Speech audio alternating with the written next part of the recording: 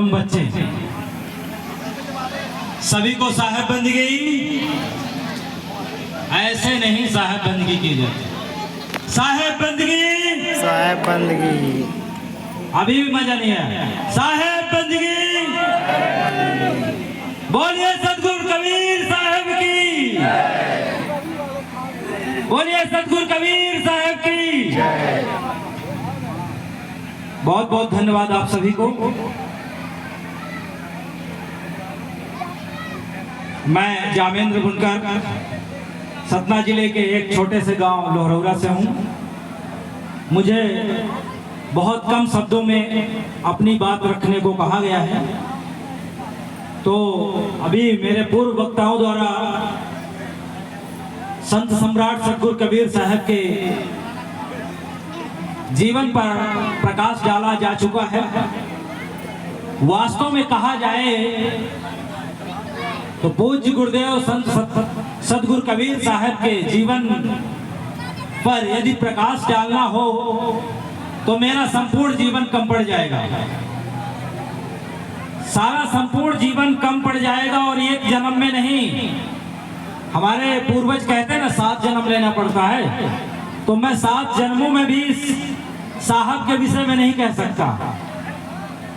बस इतना ही कहूंगा कि सब धरती का गद करूं, लेखन शब बन राय, असात समुद्र को मसी करूं, गुरु गुण लिखा न जाए। मतलब हम साहब के बारे में कहें या लिखें तो संपूर्ण भारत, संपूर्ण विश्व की धरती को यदि कागज मान लिया जाए, 7 समुद्र के जल को यदि मस मान लिया जाए, स्याही मान लिया जाए, और विश्व में जितने जंगल हैं यदि उनको काट कर कलम बना लिया जाए, इसके पश्चात भी सतगुरु कबीर साहब की जीवन के व्यक्तित्व एंड कृतित्व के विषय में नहीं लिखा जा सकता।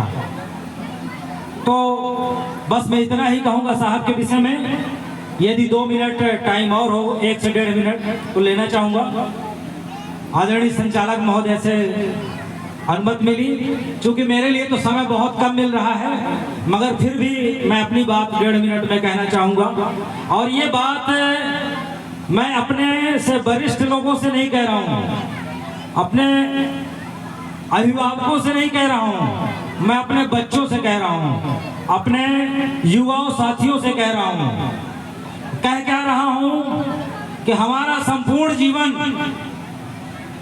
केवल एक चीज से में टिका है, निरंतर सुख समृद्धि। और निरंतर सुख समृद्धि के लिए ही हम भागते हैं। अच्छी नौकरी पाना चाहते हैं, अच्छा व्यवसाय करना चाहते हैं, तरह तरह के धंधे करने चाहते हैं, केवल अपने निरंतर सुख और समृद्धि के लिए। किंतु ये निरंतर सुख और समृद्धि से होता क्या है? ये निरंतर सुख समृद्धि जो है, हमारे शरीर में 2 चीजें होती हैं, मैं और शरीर। हमारे मैं को हमेशा सुख की आवश्यकता होती है और शरीर को सुविधाओं की आवश्यकता होती है। तो सुख और सुविधा प्राप्त करने के लिए हमें शिक्षा की आवश्यकता होती है। और शिक्षा में 2 चीजें होती हैं, एक सफलता और दूसरी असफलता।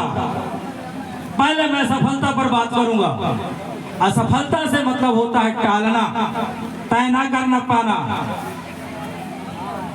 टालना, तय ना कर पाना, आदत में ले लेना, ये असफलता के कारण है।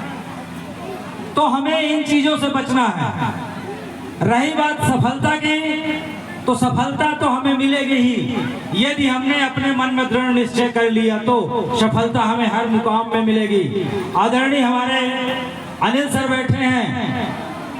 अनिल सर की 2 बेटियां MBBS कर रही हैं और एक छोटी बेटी, बड़ी बेटी नर्सिंग का कोर्स कर रही है और निश्चित तौर पर अपना कोर्स पूरा करने के पश्चात 2 लड़की डॉक्टर के रूप में हमको मिलेंगे, हमारे समाज को मिलेंगी और एक नर्स के रूप में मिलेगी। हमारे लिए बड़ी गर्व की बात है। ऐसे बहुत सारे हमारे समाज में छात्र छात्राएं हैं, तो मैं उन छात्राओं के लिए बोलता हूं, कहना चाहूंगा कि जो असफलता से डरते हैं तो बिल्कुल नहीं डरें, असफलता से बिल्कुल नहीं डरें और पढ़ें, पढ़ाई करें, क्योंकि डॉक्टर भीमराव अंबेडकर जी ने कहा था कि यदि हमें अपने दुखों से मुक्ति प्राप्त करना है तो हमें पढ़ना होगा, यदि हमें अपने दुखों से मुक्ति पाना है तो हमें लड़ना होगा, यदि लड़ना है तो पहले पढ़ना होगा, क्योंकि अगर बगैर ज्ञान के लड़ने गए तो हार निश्चित है। कहने के लिए मेरे पास बहुत सारी बातें हैं, मगर इसके लिए मंच मुझे अलाउ नहीं करता। मैं अपनी बातें यहीं पर समाप्त करता हूं। बहुत बहुत धन्यवाद। एक बार बोलिए सतगुरु कबीर साहब की। मजा नहीं आया जयकारा में, एक बार ऐसा जयकारा लगाइए कि पता चल जाए मोहल्ले में कि कार्यक्रम चालू हो गया। बोलिए सतगुरु कबीर साहब की। बहुत बहुत धन्यवाद।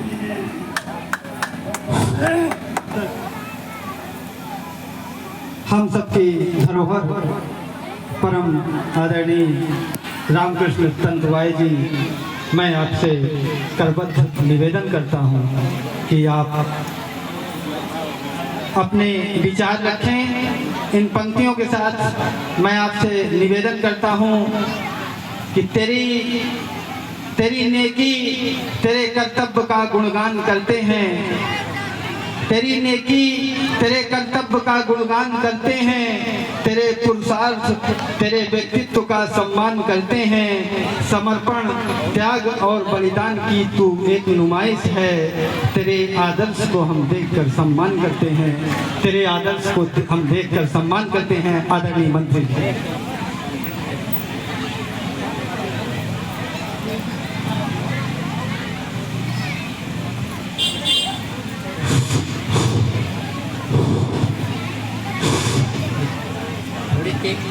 कम बोलता है। आज इस कबीर जयंती के अवसर पर सभी विराजमान महानुभावों,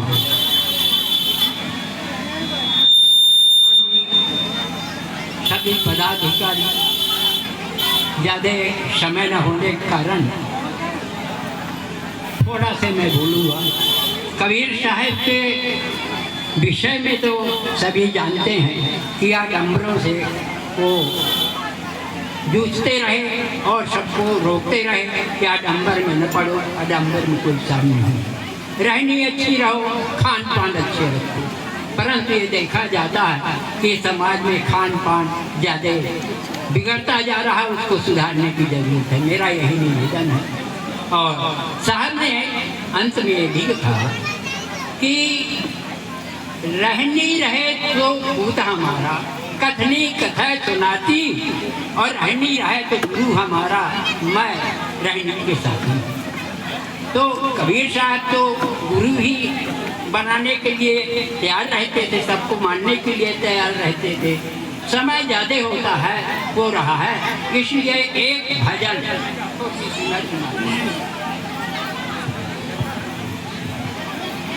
समय नहीं है, समय तो नहीं।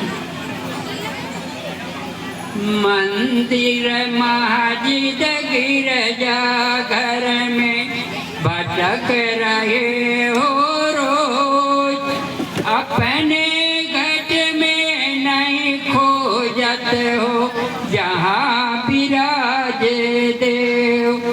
मंदिर मस्जिद गिरजा घर में भटक रहे हो रोज, अपने घट में नहीं खोजत हो जहाँ विराजे देव।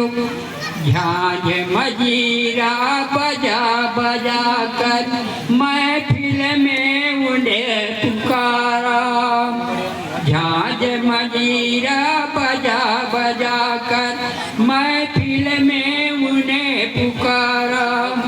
भूख नंगे अपंग जनों को तुमने नहीं निहारा, मंदिर मस्जिद गिरजा घर में भटक रहे हो अपने अंदर नहीं खोजत हो जहाँ विराजे देव। भांत भांत के भेष बनाकर चाह उसे लुभाना, भांत भांत के भेष बनाकर चाह उन्हें लुभाना।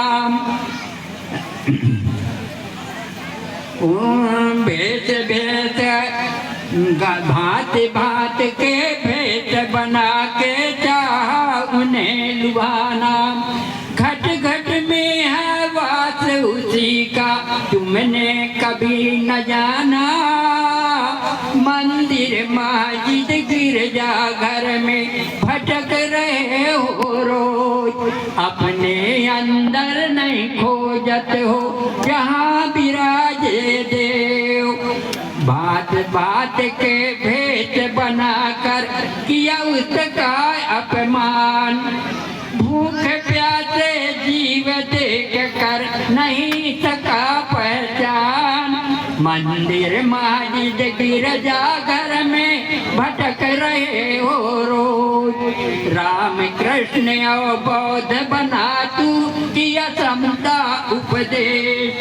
तू तो दर दर रहा भटकता पहन के भगवा भेष।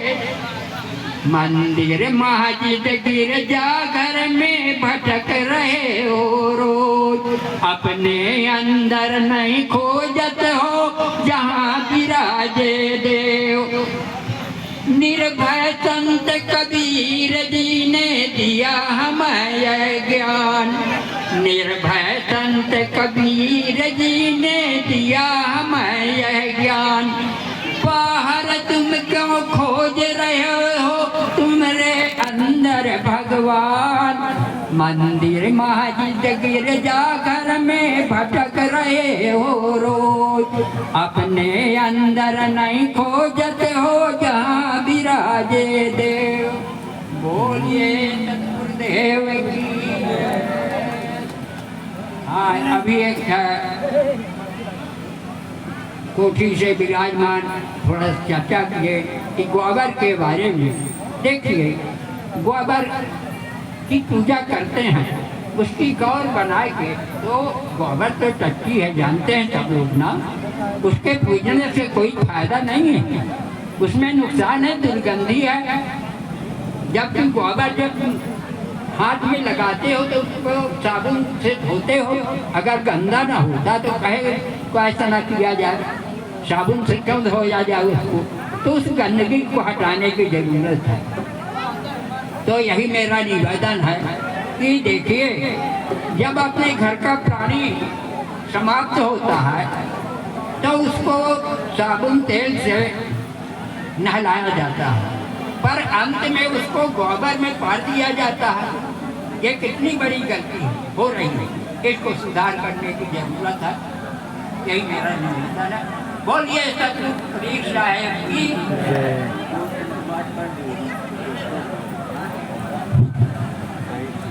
माननीय अभी मुख्य अतिथि महोदय जी ने आप लोगों को एक संकेत दिया है, जानकारी दे रहे हैं कि ये गौ गणेश जो बनाकर आप लोग पूजते हैं, जब हमारे घर का प्राणी खत्म होता है, जब चौका आरती होती है तो गौ के गोबर से तो नहीं कराया जाता, सुई से पुताया जाता है। तो जब हम जानते हैं कि ये गौ जो है कहाँ से आई है और इसकी पूजा कैसे हम कर रहे हैं, ये हमारे साथ षड्यंत्र हो रहा है, तो इसकी पूजा बंद किया जाए और गौ गणेश को न माना जाए कि ये हमारे गौ गणेश हैं, गोबर की पूजा करते हैं। और साहब अभी बोले कि ये किसी न किसी जानवर का लेटरिन है, और जब हम घर में लीपते हैं तो फिर हाथ धोते हैं तो साबुन से धोते हैं। तो आप लोगों से खासकर मात्र शक्तियों से निवेदन है कि अब गोबर की पूजा आप लोग बंद कर दीजिए।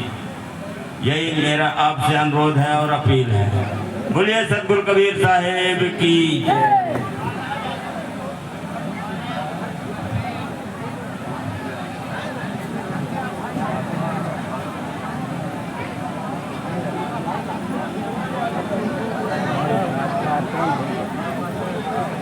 पानी आगे पीछे पानी आ गया, पानी गिरी है।